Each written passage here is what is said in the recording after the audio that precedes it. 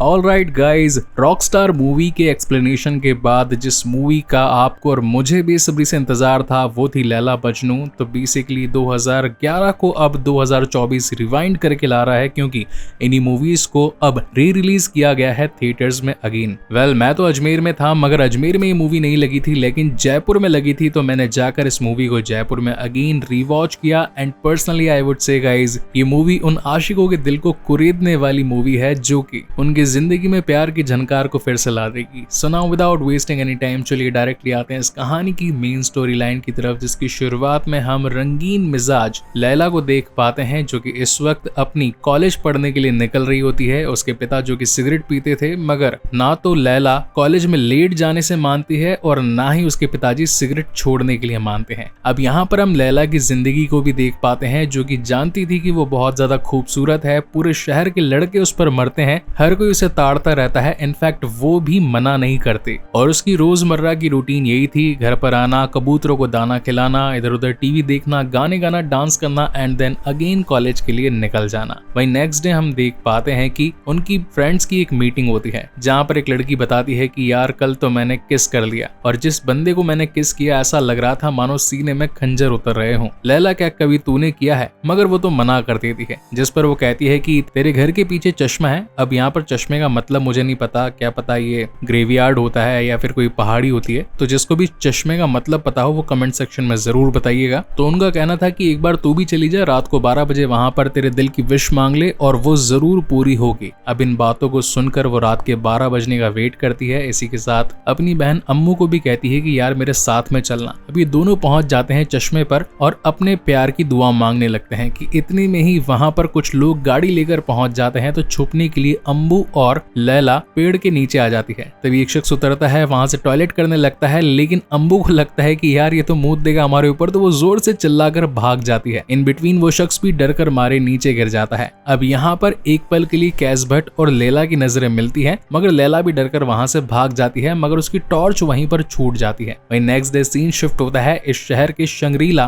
Hotel के बहुत बड़े मालिक पर, और यहाँ पर इनकी प्रॉपर्टी को लेकर बहुत सारे डिस्प्यूट्स चल रहे होते हैं। तो अगर साफ शब्दों में बताऊं तो कैश भट्ट यानी कि मूवी के हीरो के फादर, वहीं पर लैला यानी कि मूवी की हीरोइन के फादर, इन दोनों के ही बीच में बना नहीं करती थी, यानी कि गुलाम जी के बीच में और मसूद जी के बीच में, और आए दिन इनके दरमियान झगड़े चलते ही रहते थे। अब यहाँ पर जावेद नाम का एक शख्स दिखाया जाता है, जो कि होता तो कहीं ना कहीं लैला का कजन ब्रदर ही है, मगर उसकी लैला पर नियत खराब होती है और वो भी उससे शादी करना चाहता होता है। लेकिन अब वो अपने पॉलिटिकल एंगल को बहुत ज्यादा मजबूत करना चाहता था, इसलिए पॉलिटिक्स में घुस जाता है। वहीं दूसरी तरफ कहानी का मेन हीरो यानी कि कैश भट्ट, वो लैला को स्टॉक करना शुरू करता है। कभी कॉलेज में उसके पीछे पीछे जाता है और जहां पर भी वो खरीदारी करती है तो उसके लिए वो चीजें फ्री करवा देता है। अब एक दिन उसका बर्थडे होता है तो वो कॉलेज में उसे गिफ्ट देने के लिए एक आईफोन दे डालता है। सभी लड़कियां कहती है कि क्या बात है कैश भट्ट, जो कि इस शहर का सबसे अमीर रईस ज़्यादा है, वो तो तुझ पर फिदा है।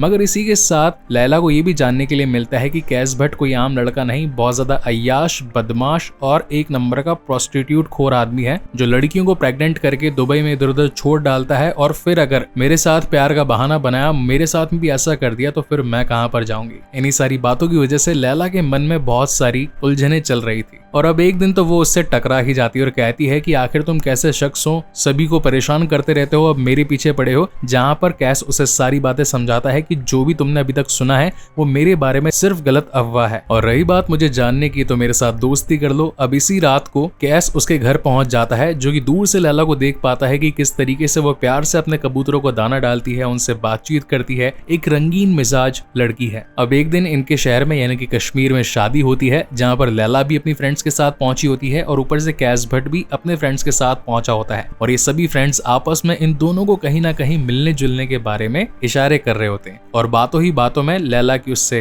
आंख लड़ जाती है और इन दोनों के ही बीच में दूरियां खत्म सी होने लगती है। और अब तो दिन आगे निकलने लगते हैं, ये लोग फोन पर आपस में बातचीत करने लगते हैं, इनका लव एंगल भी बहुत ज्यादा बढ़ जाता है। और अब तो कैश ने लैला को अपनी गाड़ी के अंदर बिठाकर पूरे शहर में घुमाना भी शुरू कर दिया था। इनकी लव स्टोरी अलग ही चल रही थी, मगर जावेद को ये सब कुछ पसंद नहीं था। तो एक दिन वो इन दोनों को रंगे हाथ पकड़ने के लिए इनकी गाड़ी का पीछा करता है, मगर चालाक कैश अपनी बहन को लैला की जगह पर बिठा देता है, और जब जावेद पकड़ता है इन्हें रंगे हाथ तो कैश इसको उल्टे झापड़ मारता है और कहता है कि तू मेरी बहन को छेड़ रहा था, अब तो तू पिटेगा। और इसी पिटाई के चक्कर में गुस्सा खा करके वो मसूद भाई के पास पहुंच जाता है और कहता है कि तुम्हारी बेटी का इस शहर के कैश भट्ट के साथ नाजायज संबंध है, इधर उधर डोलती फिरती है, इसकी शादी करवा देनी चाहिए। और अब तो उसके फादर यानी कि मसूद जी ने शादी की 2 महीने बाद की डेट निकाल दी होती है। इसी बीच रात को लैला और मजनू आपस में मिलते हैं, यानी कि कैश भट्ट वो उसे कहता है कि यार मैं अपने फादर से बातचीत करूंगा, वो अगले दिन तुम्हारे घर पर रिश्ता लेकर के जरूर आएंगे। मगर ये बातचीत डन होती उससे पहले ही जावेद यहाँ पर मसूद भाई और काफी सारे लोगों को लेकर पहुंच चुका होता है। और अब क्योंकि रात का अंधेरा था, जगह भी थोड़ी सी छुपी हुई सी थी, तो मसूद भाई को लगता है कि यार ये तो मेरी बेटी के साथ कुछ गलत करना चाहता होता है, इसलिए वो उसे धक्के मारकर बाहर निकलवा देता है। तो अब रात को परेशान होकर जैसे ही मजनू यानी कि कैश पहुंचता है अपने पिता गुलाम जी के पास में, वो कहता है कि यार पापा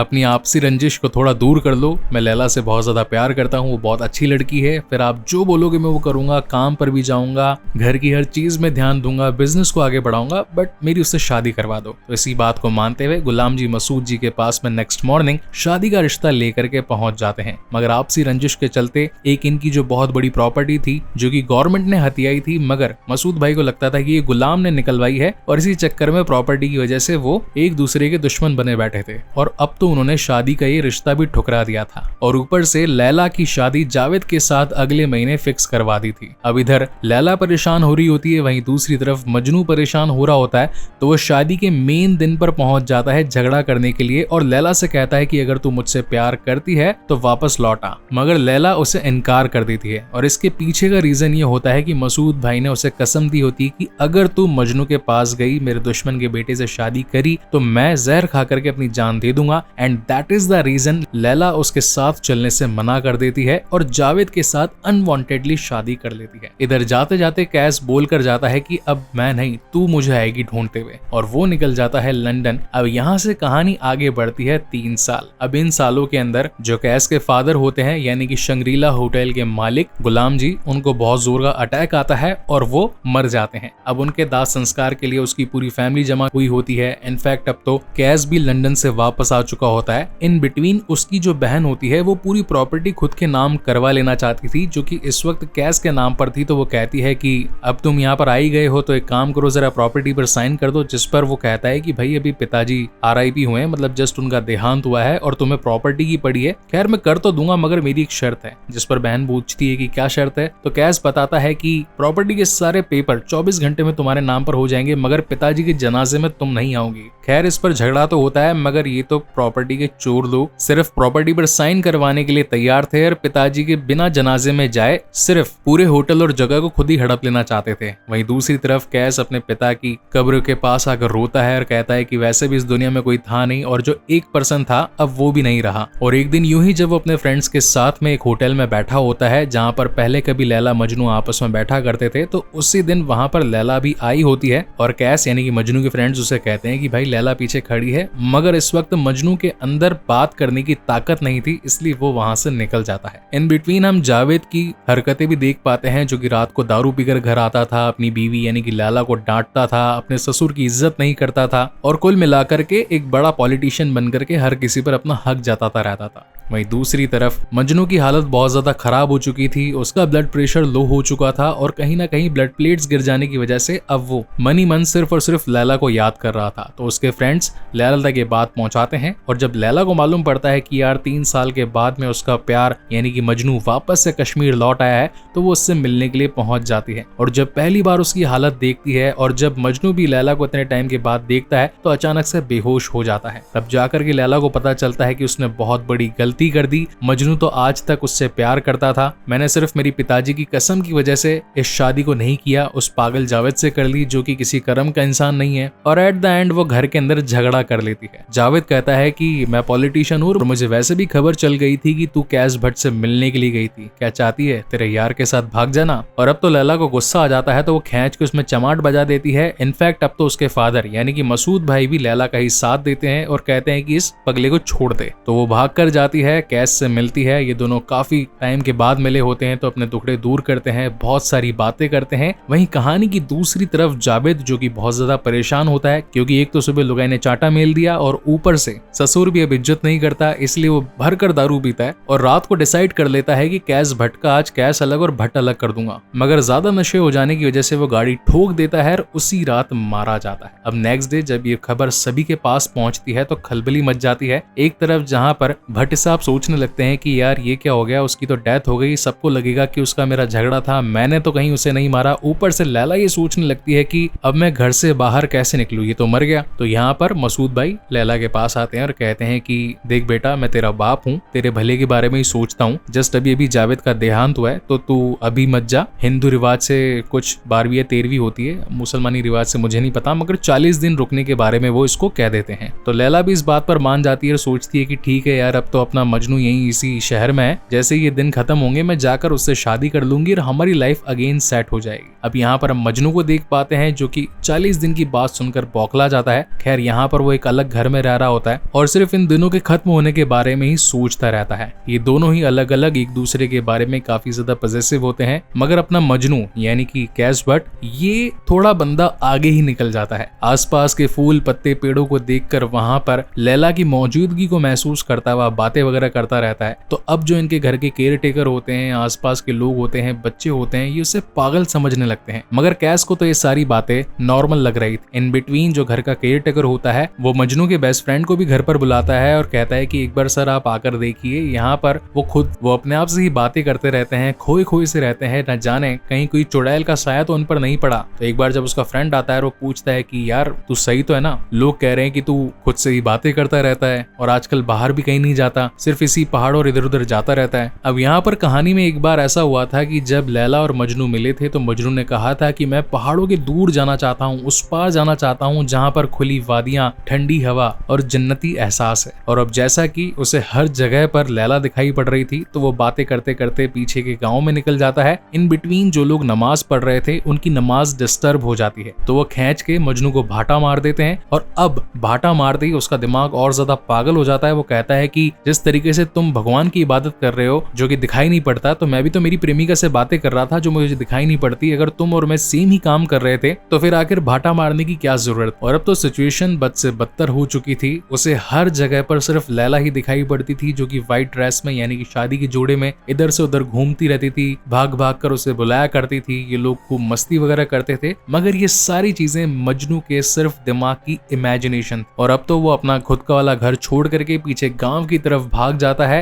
ये वो जगह थी जहां पर ना नेटवर्क आया करता था, ना ही अच्छा कम्युनिकेशन सिस्टम था। तो जो भी कैश भट्ट के फैमिली मेंबर्स होते हैं, फ्रेंड्स होते हैं, वो उसे मजनू को ढूंढने की बहुत कोशिश करते हैं, मगर लाख कोशिशों के बावजूद भी वो उसे ढूंढ नहीं पाते। वहीं अपना मजनू जो कि लैला के लिए कभी गांव से रोटी चुराया करता था, कभी कपड़े चुराया करता था, कभी लोगों के कंबल लेकर भाग जाया करता था, पूरी तरीके से पागल हो चुका था और पागलपन में नाचा भी करता था। तो लोग उसे आज पकड़कर पुलिस थाने डालने वाले होते हैं, मगर वो भागकर एक ऊंची घाटी से कूद जाता है और नीचे गिरकर बहुत ज्यादा इंजर्ड हो जाता है। और अब तो ये वाली खबर पहुंचती है लैला तक, और जब वो मजनू के पास आती है और देखती है कि उसकी हालत बहुत ज्यादा नहीं, मतलब लास्ट पॉइंट तक खराब हो चुकी है। खैर पहले तो मजनू चाहता था कि वो अपनी आंखों से लैला को देखे, मगर अब जब लैला उसके सामने आ चुकी थी तो उसे उसका एहसास तक नहीं था। और वो कहता है कि ये भी लैला है, वो भी लैला है, तू भी लैला है, लैला ला इलाहा इल्लल्लाह। अब वो हर जगह ला इलाहा इल्लल्लाह करता हुआ निकल जाता है, जहाँ पर अब लैला को समझ में आ चुका था कि हम दोनों प्यार करते थे, मगर मजनू